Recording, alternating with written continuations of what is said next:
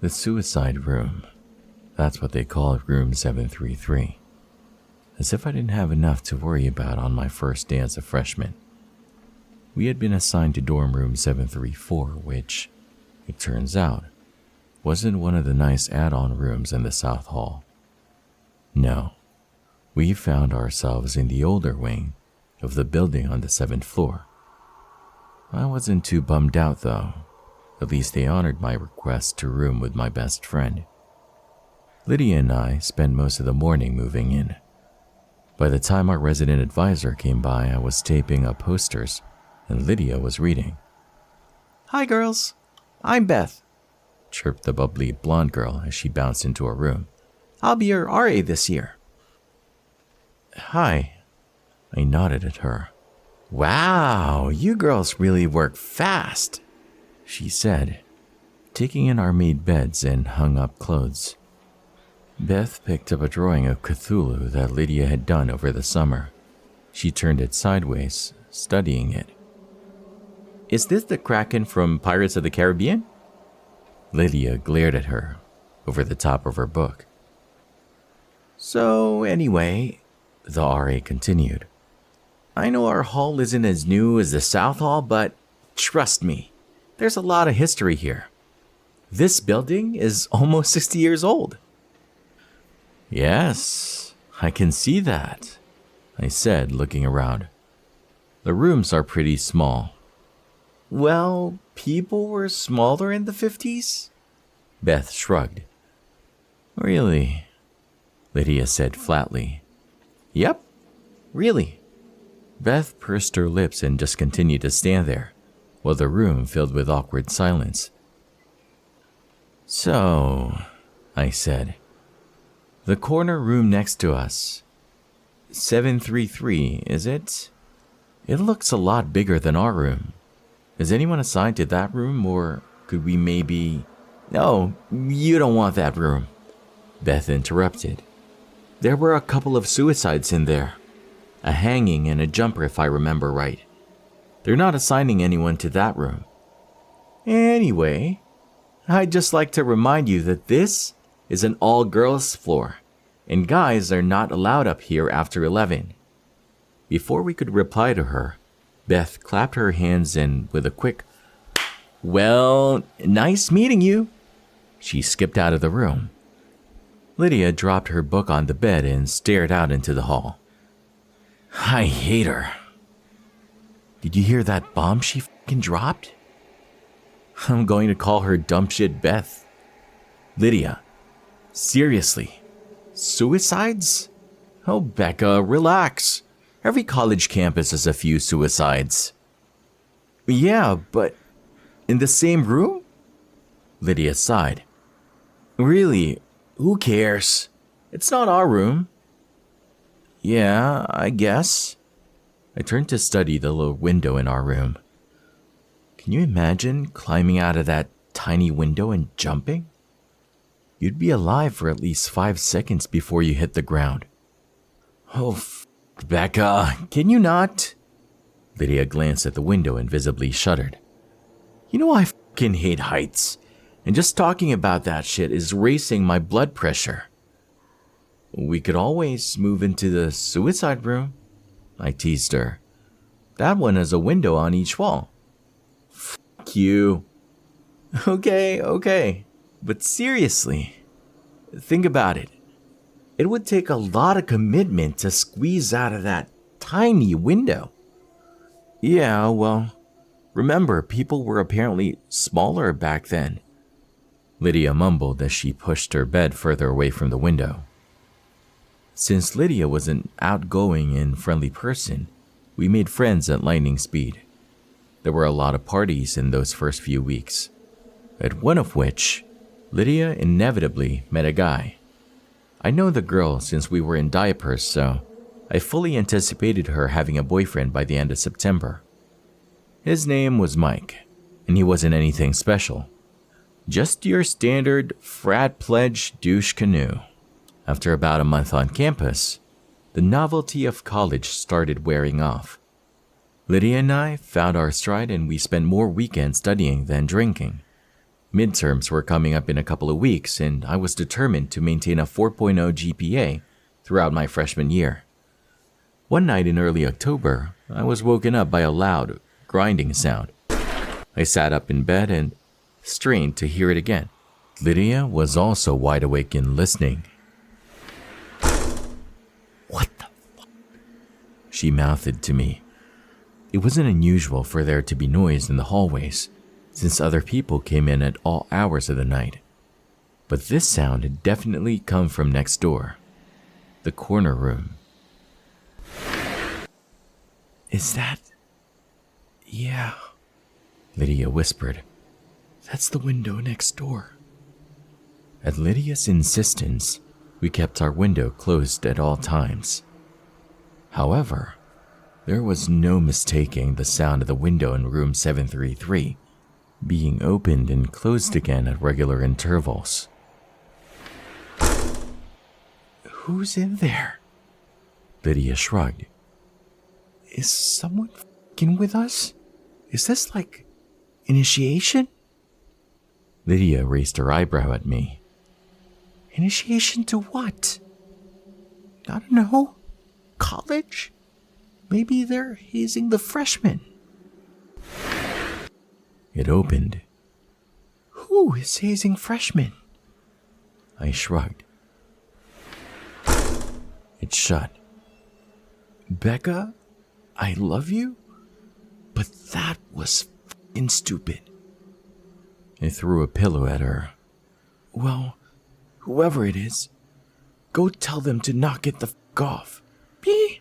I'm not risking being thrown out a window." "Well, I'm not doing it. I'm an art major. You're a political science major. You go lay down the law." "F*** that. And call dumb shit Beth. Isn't this the kind of nonsense she should deal with?" "I'm not calling her. Don't you put that evil on me." "Fine," Lydia whispered loudly. "Then we'll just have to ignore it. I have class at 7:30. I whispered. "Then do something." I got out of bed and stomped to the door, threw it open dramatically, and went down the hall to pound on the door to room 733, which simply said, "Supply room." "People are trying to sleep. Please f***ing stop," I said when there was no answer. "Dude, seriously?" I sighed. I stepped back from the door and immediately noticed the problem. Room 733 was padlocked, shut from the outside. I hurried back to my room. "What happened?" Lydia asked. "I'm not going anywhere near that fucking room again. It's locked from the outside. I don't know how anybody could get in there." "So you're saying it's a spooky ghost?" She laughed. "No, I'm saying there's a creepy shit going on inside a room colloquially called the suicide room." Lydia scoffed and rolled over to go back to sleep. "You should have been a drama major." We didn't hear the window next door again that night, but the next morning, you could clearly see from outside that both windows in the corner room were now wide open. I watched the windows in room 733 for an entire week, but they remained open. Occasionally at night, I thought I could hear a noise next door, like marbles dropping and rolling across the floor. Since it never woke Lydia up, I didn't bother to say anything. One afternoon, I was alone in the dorm, editing notes on my laptop. I had my headphones on, but the music wasn't loud enough to cover the noise of someone knocking on the door. "Come in," I said without looking up from the screen. A moment went by, and then I heard the knocking again. I jerked my earbuds out and slammed the laptop closed. I turned around. What the f***? The door to the hallway was wide open. I'd left it open on purpose since Ian, a junior I was dating, was supposed to be stopping by. I heard the knocking again from behind me and literally jumped out of my chair. It had come from the other side of the room, the closet door. It was the closet that shared a wall with room 733. Lydia, you're not f***ing funny. Nothing. Lydia, I swear to God, I will punch you in your face. Silence. I walked over to the closet door and grasped the handle. Lydia, you are a fucking what? Her voice came from the doorway, behind me. I let go of the knob and stumbled back, wide-eyed. Lydia threw her stuff on the bed and turned to me, crossing her arms. I'm a fucking what? I thought you were hiding in the closet, I said lamely. What? Why? Because someone was knocking on the door. Jesus, Becca. Lydia rubbed her forehead and walked over to the closet, throwing open the door. There was nothing there but clothes and boxes. She made a swipe of her arm as if to say, "What now?" I swear. Becca, there's no one here. I know what I heard. We glared at each other until our little standoff was interrupted by the timely arrival of Ian. He immediately sensed the tension in the room. Hi, ladies. What's new? I gave my roommate a hostile look. There's strange shit going on in that room next door, but that's not new. Which room? 735? Or the empty one? The empty one, Lydia emphasized. 733. Yeah, I'm not surprised. That's the suicide room. Right. We heard about the deaths. I sat down on my bed. Yeah, it's pretty fucked up. 3 suicides all in one dorm room? 3? Lydia raised her eyebrow. We were told there were 2. Well, there were a couple of people in the 70s and then some guy about 10 years ago. He jumped out of the window. Lydia and I both shuddered. Although she was much worse, we were both terrified of heights. A falling death was about the worst thing I could think of. I will admit that 3 suicides in the same dorm room is fucking disturbing, Lydia said in an apologetic tone. Yeah, I heard there's something in that room, Ian said. Like what? No one knows. But every year, someone has a new theory. Usually right around Halloween, something gets published in the campus paper. Whatever is in there, though, it ain't friendly. So, has anyone ever killed themselves in the neighboring rooms? Like this one? Nah, just 733. Honestly, I was surprised when I heard they were opening the North Hall this year. They told us we were the biggest incoming freshman class in 20 years, I said absent-mindedly. Yeah, I heard that too. You know you could request a room change. Ian sat down in the bed next to me, and I leaned against his shoulder. Yeah, but they wouldn't keep us together, Lydia cut in. Becca and I have been best friends for 15 years. We can't room with other people. So should we just keep living here, next to Satan? I glanced at the closet door again. Lydia shrugged. At least we'll have some stories to tell after graduation. These aren't the kinds of stories I want to tell. A few days later, Lydia began to believe my closet story. I woke up in the middle of the night to the sound of someone whispering. I looked over at Lydia, who was already staring at me with wide eyes. She slowly brought a finger to her lips. I listened intently, trying to hear what the voice was saying and where it was coming from, but I couldn't understand even one word. I got out of my bed and tiptoed over to Lydia's. The whispering was definitely louder over there. But then she shared a wall with room 733. I listened harder. Never taken mouths of fools. What the hell? Lydia leaned over and put her ear up to the wall. The whisper suddenly stopped, and I leaned closer.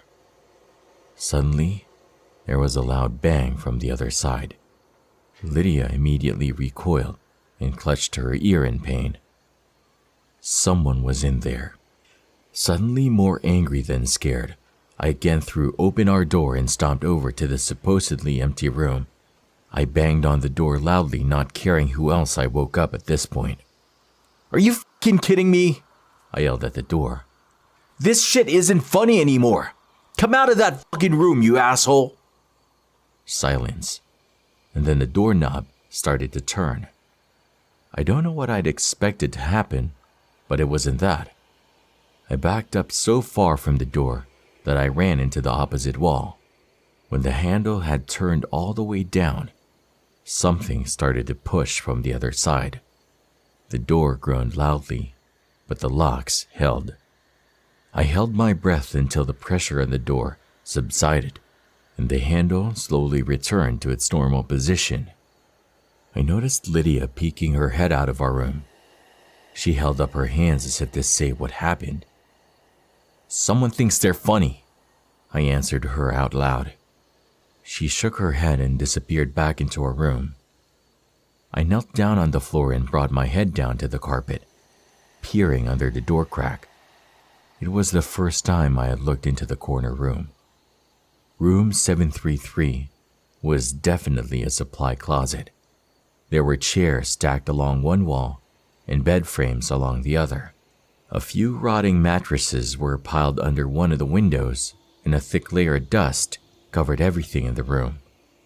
The windows were absolutely huge, which was something you couldn't really tell by looking up at the building. They were open as always, and I could definitely see how someone could easily climb through them from the outside ledge. The room didn't look like it had been disturbed in a couple of decades, which sent a shudder racking through my body. The moonlight, which had been providing enough light to see into the room, suddenly vanished, and I saw only pitch black inside. I blinked rapidly, trying to adjust my night vision. I squeezed my eyes shut, and when I opened them, a large yellow eye was looking back at me, only a few inches away from my face, on the other side of the door. I screamed and woke up half the dorm. There was no denying that things were escalating. The next morning, Lydia and I put in dorm change requests with resident services and hoped for the best. In the meantime, we agreed to never be alone in our dorm room at night. Either we both spent the night at home, or neither of us did. We started spending most nights with our respective boyfriends. I told Ian everything that had happened, and he suggested I maybe talk to the campus paranormal society. I hesitantly made an appointment, and Lydia and I met with a small, cleanly dressed kid named Craig and 4 of his colleagues the following Tuesday. We told them everything we could remember, every incident, no matter how small. Craig and the 4 other members of the paranormal society sat quietly and took notes for half an hour. It wasn't until we finished that anyone spoke. "Is that all?" Craig asked. "Yes," I said slowly. "Would you mind waiting out in the hall for a few minutes so that I may confer with my colleagues?" "Sure." Lydia smiled indulgently and stood up. "Whatever you need." The door had barely shut behind us when Lydia snorted and rolled her eyes. "Let's go." "Go where?" I asked. "Are you serious?" "Lydia, come on. We need help. I am freaking out. We haven't stayed one night in our dorm since Thursday, so this isn't something we can just brush off." "Okay." She threw her hands up. "Let's hear what they have to say, and then we can go over to resident services and check on our move requests." We loitered out in the hallway for another 15 minutes before Craig came out and asked us to come back and take a seat. With all the pomp and circumstance of a meeting of parliament, Craig cleared his throat and made his diagnosis.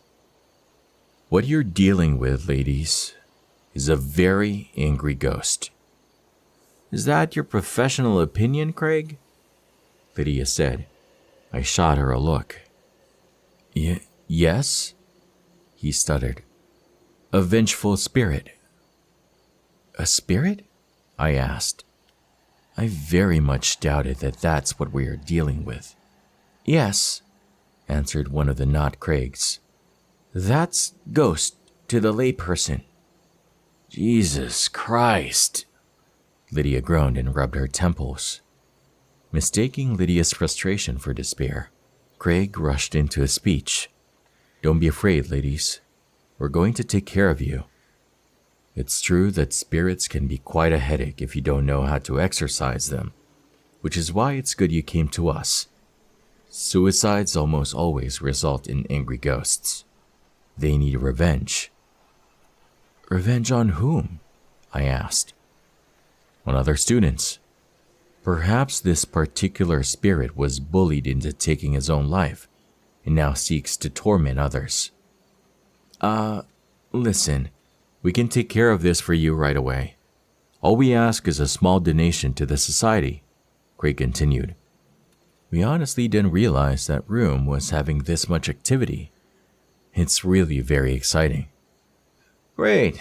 Well, thank you for your time, Lydia said as she grabbed my hand and pulled me out of my chair. Do you want to set something up for this weekend? Craig asked. Tell you what, we'll call you. Lydia hurried me out of the room, wearing a weary look, and we didn't speak again until we were almost to the admin building. That was a waste of time, she said. Look, I'm not disagreeing with you, but... Becca, tell me you didn't honestly buy into that. So you don't think it's I was having trouble even saying the word. It sounded so ridiculous. Ghost?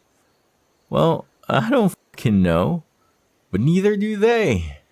That guy had no idea what the fuck he was talking about.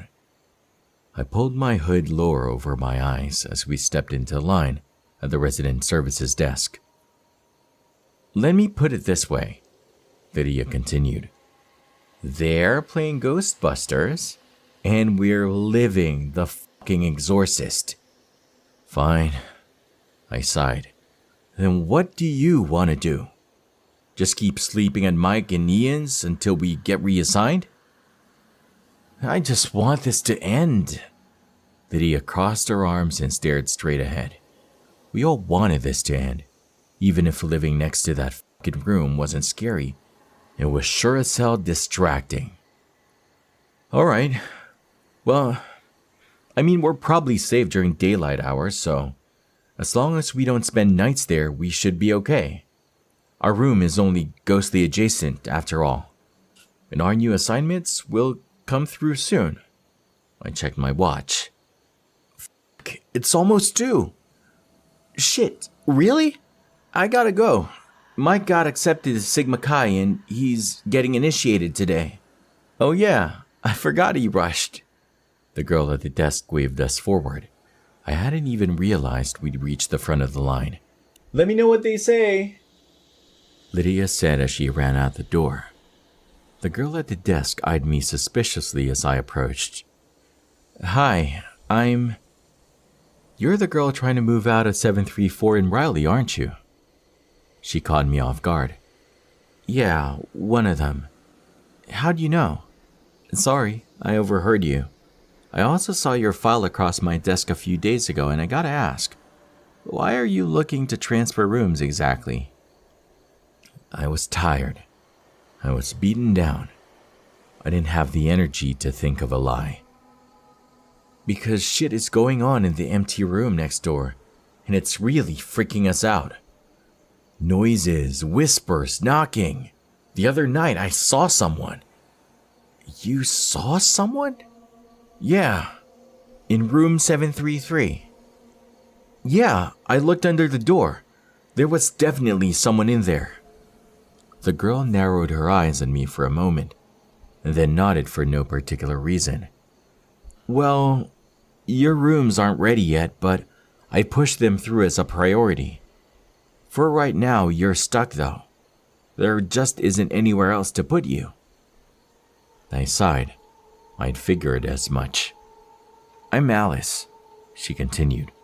And look, I've actually done a lot of research on the Riley suicides, and I think I can help you, or at the very least, offer some insight. Really? I asked hesitantly. Absolutely. I'm in Taylor Hall, room 310. I'll be back to my dorm by 4 today. Thanks. We just came from the Paranormal Society on campus. Say no more. Alice rolled her eyes.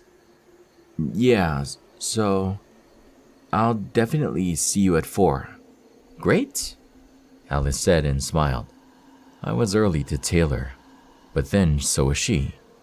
I told our story for the second time that day, and Alice wasn't afraid to interrupt with questions, though her queries didn't betray her thoughts.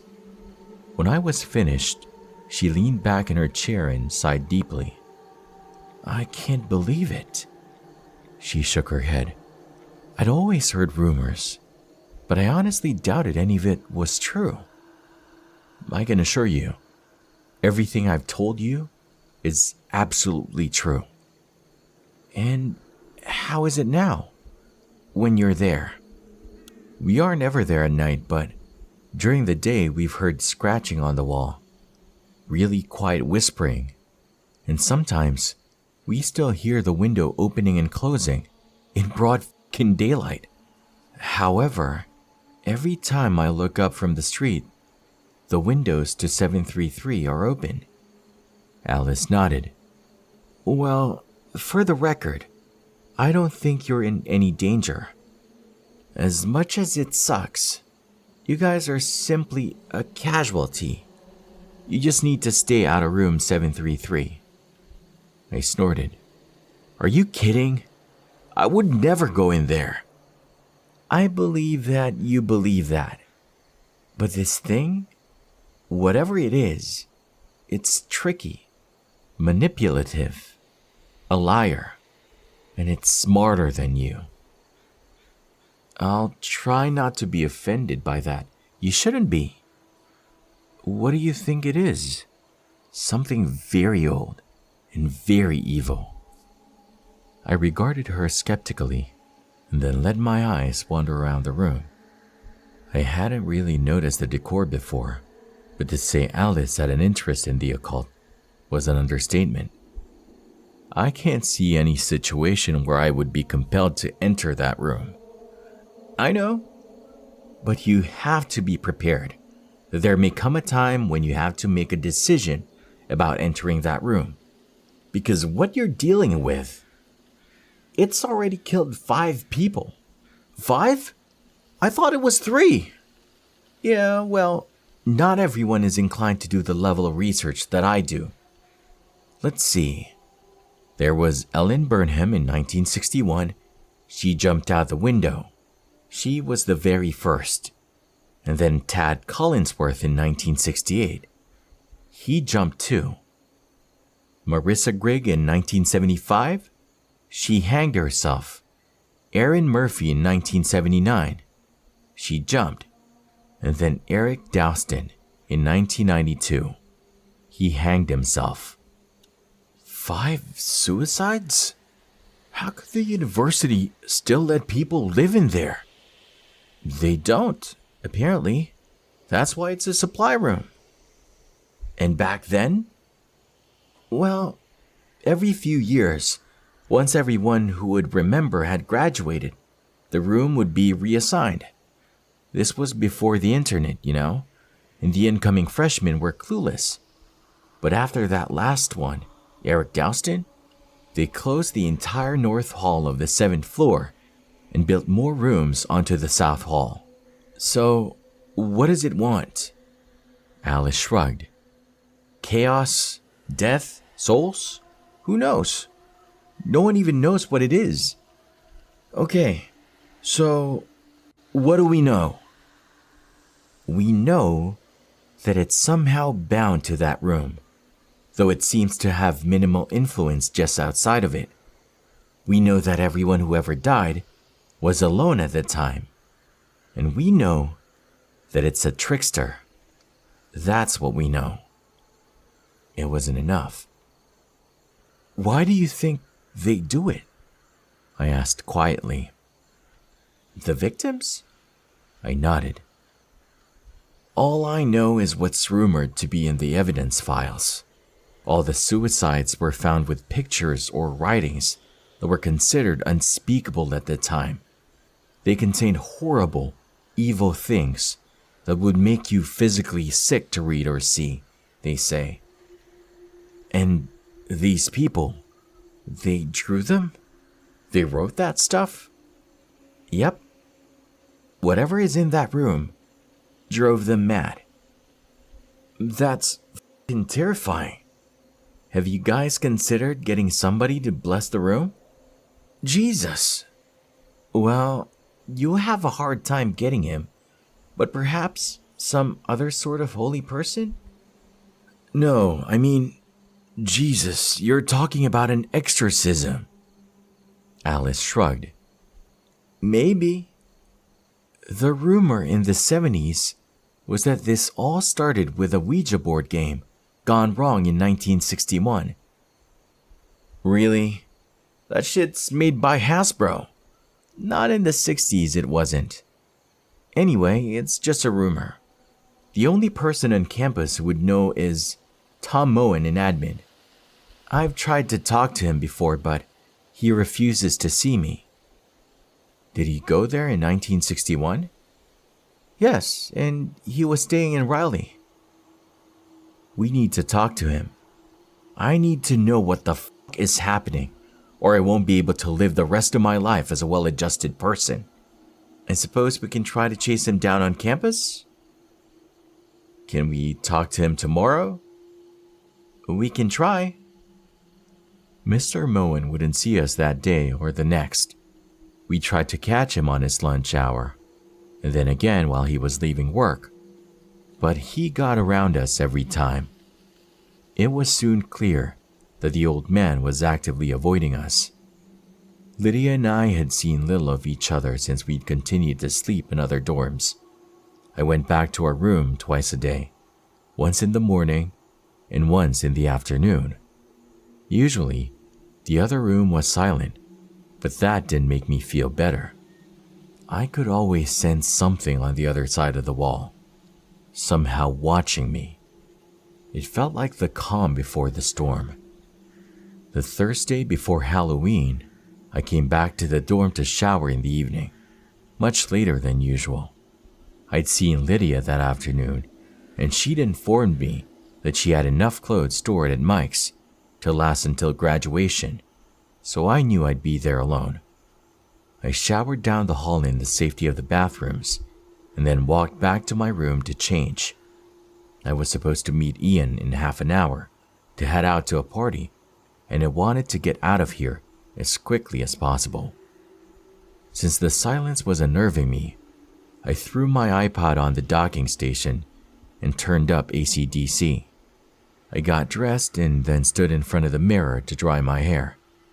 I flipped my head over and blow-dried upside down to try and give my hair some volume. When I flipped my head back up and shut off the blow-dryer, I immediately noticed the silence in the room. But that wasn't all I noticed. I wasn't in my dorm anymore. Behind me was reflected the dusty bed frames and large open windows of room 733. I spun around in a panic to find that I was actually standing in my own room. I looked back at the mirror to see that 733 still reflected there. A slight movement behind me was all it took to make me run. I grabbed my purse and phone, and I fled from my room, slamming the door behind me. On the elevator ride down, I called Alice. "I can't do it anymore," I said when she picked up. "I can't go back in that room again. I can't ever go back." "What happened?" I told her. "Jesus, what do you want to do?" she asked. "I need to talk to someone who knows what the f*** is going on. Is Tom Moen the only person we know was here in 1961? The only one I know of. Maybe we can get him on his way in tomorrow morning. We'll just corner him and refuse to move until he tells us something. He comes in at 6:30 according to the schedule I have. Do you want to meet me outside the Starbucks in the atrium? Yeah, I do. I have a class at 7:30, but I'll blow it off. Okay, see you then. I wasn't usually much for parties, but I was glad I was going to one that night. As soon as we got there, I asked Ian to get me a drink. Since I wasn't usually much of a drinker, he gave me a raised eyebrow. I gave him a brief synopsis of what had happened earlier, hoping he wouldn't think I was crazy. Ian made me a scotch and Coke. It was the first of many. Around midnight, I went to have a cigarette and checked my phone. I had a voicemail from Lydia left at 11:04 p.m. Hey Becca, listen, I just had a huge fucking fight with Mike. I guess his frat decided that for Halloween this year, all the new brothers have to spend the night in the suicide room, in our dorm. I can't fucking take it. He knows what's been going on with us and he still agreed to do this. He's now trying to convince me that Sigma Chi is behind all of the stuff going on in room 733 because they've been trying to drum up buzz for their Halloween deal. I can't. I hit end and threw my phone in my bag. No wonder Lydia was pissed. This was not good. Not good at all. I found Ian inside and asked him to take me home. I was suddenly very stressed, very tired, and very drunk. When the alarm went off at 6 a.m., it took everything I had to pull myself out of bed. I got dressed in the clothes I'd worn the night before and shuffled my way across campus to the atrium. Alice was already there with a black coffee in hand. I figured you'd need this, she laughed. How'd you know? Your texts. I texted you last night? Yeah, at about 1. You told me about Sigma Chi. Oh, God, yeah. I pushed my sunglasses higher up my nose and pulled my hood lower over my eyes. Those guys are idiots. Remember how I told you that it's crafty? Well, what if the point of messing with you was to make 733 provocative? You know, to seduce people into going inside. No one has been in that room for years. Can you imagine how hungry that thing is? Do you think they're really at risk? I asked as I sat down on the steps to the admin building. Yeah. In fact, the only thing they have going for them is that all those suicide victims were alone at the time of their deaths. So it'll be less powerful with all of them there? Theoretically. We would know a lot more if we knew what it was. And we can't know what it is without knowing how it got there. And that is why we need Moen. What time is he supposed to get here? Actually, 20 minutes ago, Alice said grimly.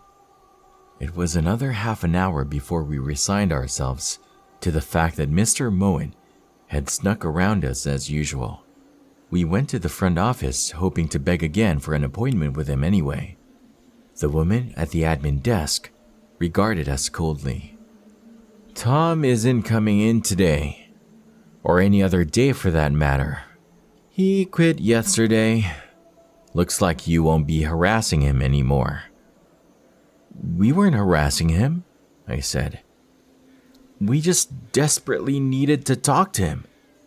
We still do, added Alice. Well, you won't get any of his personal information from me, she said snidely and walked away. What the f do we do now?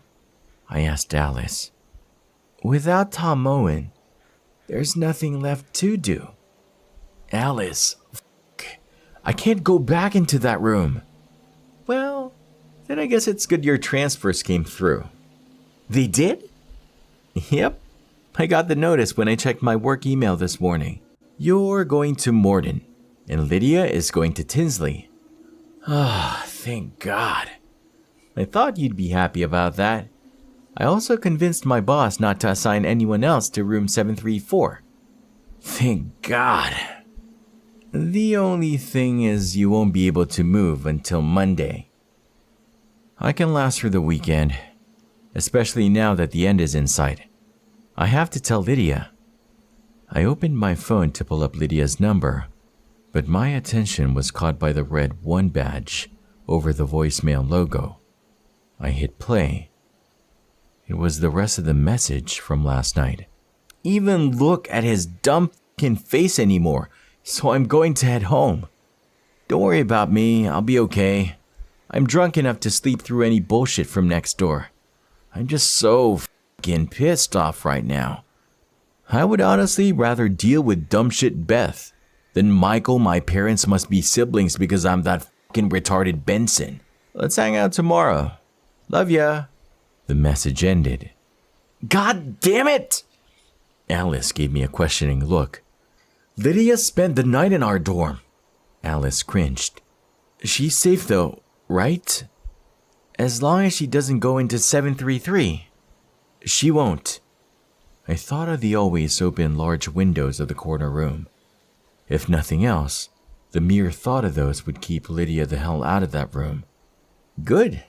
Well, since we have nothing else to do you want to go look for theology books in the library? It's pretty much the only thing open right now. Sure, I shrugged. I didn't have another class until 10.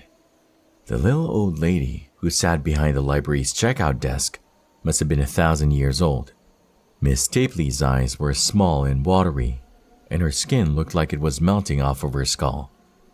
Still, she was nice and knowledgeable, and she sent us in the right direction for books on demonology, though she gave us a curious look as she did. There wasn't much.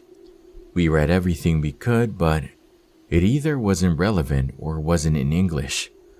We returned to her desk 30 minutes later. Do you have anything on the occult? The occult? Ah, her voice trailed off. Yes, I do. Over there, to the left of the reference section. Okay, thanks. Sorry, I'm too hungover to use the Dewey Decimal System, I said. I don't think she likes the look of us, Alice whispered as we walked away. Our look? Or our subject matter? Probably either.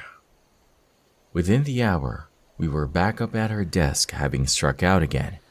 We could tell she was getting annoyed, as her eyes narrowed suspiciously at us as we approached. Sorry, do you know where we could find something on seances or Ouija boards or... Now listen, girls. Miss Stapley stood up from her desk and looked over her glasses at us. I really hope this is for class. It is, I said. It's not, Alice answered simultaneously. It's personal research. Research? What kind of research? Look, we're not going to mess with a Ouija board or anything, I said. Good. Miss Stapley smoothed her pleated pants and sat back down. Because I can't have that sort of thing going on here again. Again? Alice latched on. The older woman suddenly looked very uncomfortable and started fidgeting with a stack of books on her desk. We may have something on seances in...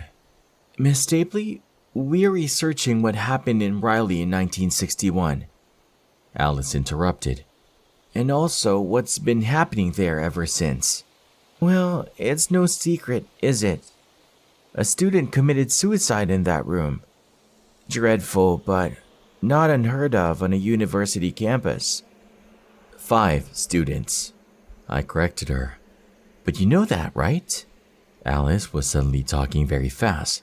Because you sound like you're well versed in this story.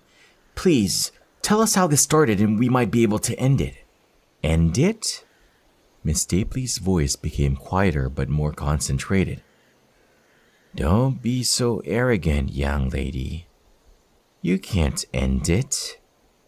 People have always died in that room, and they always will. There is no end to it, so you'd best stay far away from it. But maybe if we knew how this all started? It started just as you think it did. But everyone that was involved is either very old or very dead by now. Just stay away from that room. Concentrate on your studies. I leaned over her desk. Well, I'd love to, but they assigned my friend and me to the room next door. Maybe you can forget about all the suicides, but we can't. It won't can let us. Young lady, I never forget. Miss Stapley's voice was even quieter now. My friend Ellen was the very first to be killed in that room. She was my very best friend, and not a night goes by that I don't imagine her wiggling out of that tiny window, standing upon the cold ledge in her bare feet, and jumping off the 7th floor of that building. Alice sighed. I'm really sorry. I didn't know. Yes, well, these are old wounds, my dear. Now, girls, I suggest you request a room reassignment immediately. No one should be living on the 7th floor of that building, and that's all I'm going to tell you about it. Alice sighed but resigned herself to a nod. We wouldn't learn anything more here. Still, it was quite a breakthrough. At least we had some information now. Alice walked away and I made to follow her, but my feet wouldn't move. Something was bothering me. A small yet poignant word had been buried in Miss Stapley's story. A word that suddenly seemed very important. Miss Stapley, I asked the tired old woman at the desk. Why did you refer to the windows in 733 as tiny? Because I've seen those windows, and they're huge, like 5 feet tall. Dear, you are thinking of the corner room. That's the supply closet. Room 733 is next door to that. No, I stuttered. That's room 734. Yes, well, it is now. When they built the additional rooms onto the South Hall, they moved all the room numbers down. Oh my God.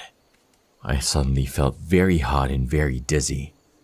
That sneaky fucker, Alice whispered next to me, her skin paling. Lydia.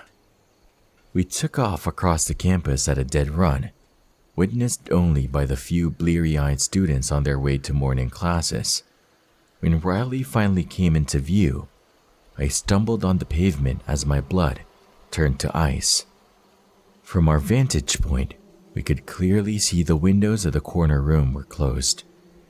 The first and only time I'd ever seen that way, and the window to my room was open. We ran into the lobby, pushing past several latte-sipping, Ugg boot-wearing freshmen who had just gotten off the elevator. I hit 7 and watched the doors close more slowly than they ever had before. I leaned against the wall, trying to steady my breathing. Alice, how the did this happen? I don't know. I don't know.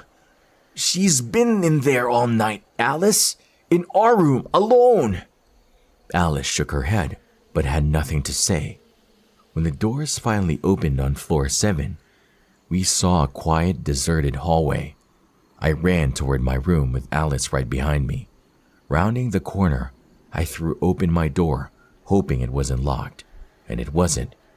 Lydia looked back at me, and for one breathless moment, a cruel glimmer of hope crossed over her tear-streaked face. But it was too late. The next second, she leaned forward so slightly, and she was gone. She screamed the entire way down. Alice ran to the ledge where Lydia had just been, while I stood motionless. She stuck her head out the window and looked down just as a different kind of screaming started from the bottom floor. Alice closed her hand over her mouth and pulled her head back into the room as tears of shock ran down her ghost-white face. The screaming from outside got louder as more people saw what remained of my best friend on the cold pavement. I leaned back against the dresser and slumped to the floor. A falling death. Lydia never wanted a falling death. I absent-mindedly picked up one of the pictures that were strewn all over the floor. It was a picture of Lydia's mother. She was dead. I picked up another picture. It was Lydia's baby sister. She was dead too. There were dozens of pictures, just like it all over the floor. Lydia has been busy last night. As for the things depicted in them, I cannot tell you. Lydia was a talented artist, and I only saw a few before I got sick on the floor next to me. Alice was standing in the doorway yelling something down the hall. I don't know what she was saying because all I could hear was a high-pitched whine in the room. Suddenly, a piece of paper slid out from under the crack in the closet door and glided across the floor toward me. I picked it up and studied it for a moment. This was drawn by Lydia too, but it wasn't like the others. It was a picture of the closet from my exact vantage point. In the drawing, the door was cracked, and there was something looking back from the darkness. I put the paper down and studied the closet. The door was cracked open, just like the picture. I squinted my eyes and tried to see inside. Just as I started to distinguish the defined lines of a long face looking back at me, Alice pulled me to my feet. "We need to get out of here," I thought I heard her say. I never went back into that room. My parents moved my things and I spent the rest of the semester in an apartment off campus. I transferred to an out-of-state school for my spring semester and finished my degree there. Every night I dream of Lydia pulling herself through the tiny window, shimmying out onto the cold ledge, standing up, and knowing there's nothing between her body and the terrifying abyss in front of her. I watched her look down 7 stories to the black pavement below and realize, though not accept, her terrible fate. I see the blind horror cross her familiar features. I hear her wildly pounding heart, desperately trying to race through every beat of the life she should have lived, knowing it has only mere seconds. I watched her look back at me, and I watched her fall. It's been 9 years since that night. In every fall semester for 9 years, I've called resident services to see which dorms are open for new student assignments. Riley is always open. The 7th floor is closed. This year, life and work got in the way, and I called much later than usual. I was put on hold immediately. "Resident services," a man finally answered. "Were you the one asking about open rooms in Riley?" "Yes, that's me." "We're entirely filled up and there's a waiting list for Riley. But as it happens, you actually have great timing. I make no promises, but we may be able to get you in. We just got approval this morning." "Approval for what?" I said slowly. "We're opening up the 7th floor.